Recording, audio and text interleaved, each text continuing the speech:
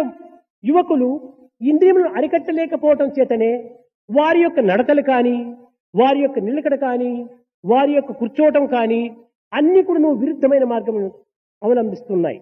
The entire conduct and behavior of the youth today is going on the wrong path because they have not been able to control the sense organs.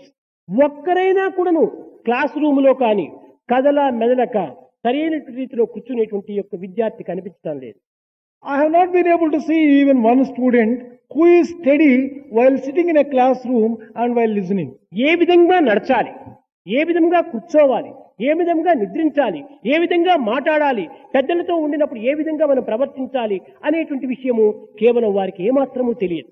They really do not know, even in a limited way, what is the proper way of walking, talking, how to respect elders. ఏదైనా ఒక మిత్రునితో మాట్లాడుతున్నప్పుడు ఆ మిత్రుని వైపునే దృష్టి ఉండాలి, కానీ అటు ఇటు ఇటు అటు చూసుకుంటూ మిత్రునితో మాట్లాడకూడదు. When you are talking to a friend of yours, you should fix your vision only on your friend. Should not go on looking this side, that పలు side. విధములుగా కూడాను ప్రసరింప చేయకూడదు.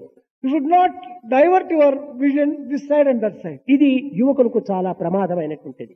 This is very, this is a తన great, దృష్టిని సరి అయినటువంటి దృష్టిగా తాను నిలుపుకోవడానికి చూసుకోవాలి. it is very essential for the youth to have proper vision. ఎవరితోనైనా మాట్లాడుతున్నప్పుడు అనేక రకములుగా కూడాను అన్ని అంగములు కూడాను కదిలిస్తూ ఉంటారు. When you are talking to someone, you are not steady at all. You look కొంతమంది this side. మాట్లాడుతుంటే ఉపన్యాసాలు చేస్తుంటే పెద్ద డాన్స్ ఆడినట్టుగా ఉంటుంది. చేతులు కాళ్ళు అంతా ఆడిస్తూ ఇదంతా వికారమైన చేష్టలుగా రూపొందుతాయి.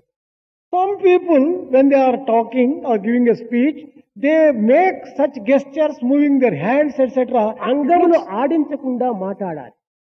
One should be able to speak without making ఈ unnecessary movement of విధమైనటువంటి limbs. యొక్క ప్రయత్నము మనం చేస్తూ రాగా క్రమక్రమేణా ఇంద్రియముల అభ్యాసం చేత అవి ఆ సరి అయిన మార్గంలో ప్రవేశిస్తాయి. If you make efforts in this direction, you will be able to, on account of practice, control your sense organs.